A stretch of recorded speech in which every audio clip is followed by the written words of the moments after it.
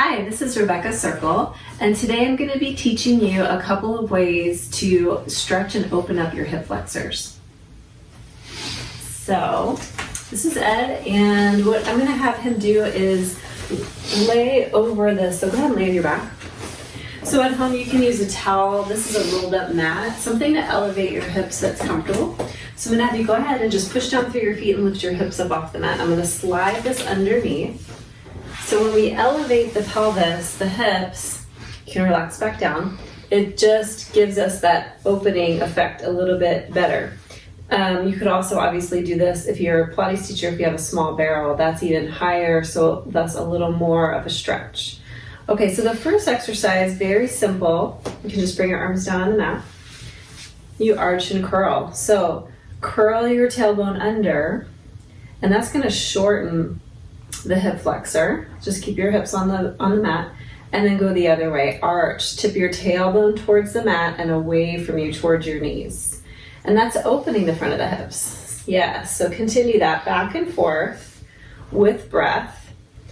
And it doesn't feel like, much is happening at first. It's pretty small, but you're trying to develop this mobility in the pelvis, forward and back. And just letting your hips be heavy on the mat. So he's basically reaching down and then curling in. Good.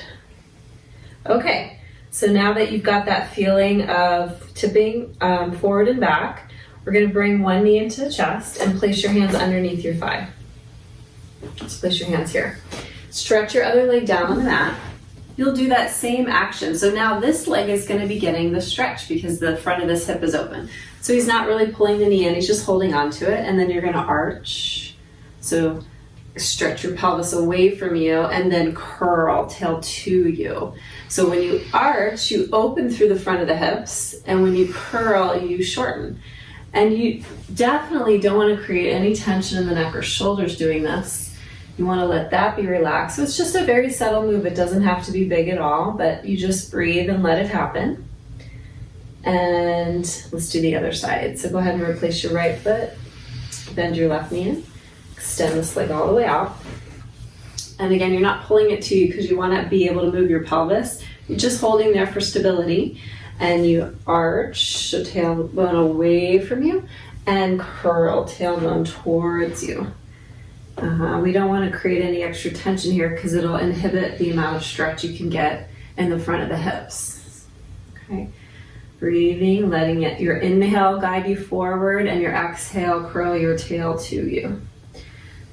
All right, good. And then bring your knees into your chest. The third one, you're going to start with the legs in tabletop, just so you know, knees above hips. You can just have your arms down on the mat or on the Cadillac. And then you're going to just bring one knee to you as you lower the other leg away from you. Oh, I'm sorry. Come back up. So before you do this, I actually want you to relax the shins. Let them be really heavy. Yeah, so that you're letting the front of the hip open. And you bring one knee in and you let the other knee go away just a little bit, and then you change. And you change. So the knees are passing each other, and it's not a very big movement. Again, it's small. You want to just keep your lower back stable, so you're not letting your back go with your thigh bones, but you're letting your abdominals relax here actually a little bit because you want to get that full stretch. This is for stretching. Move from the hip.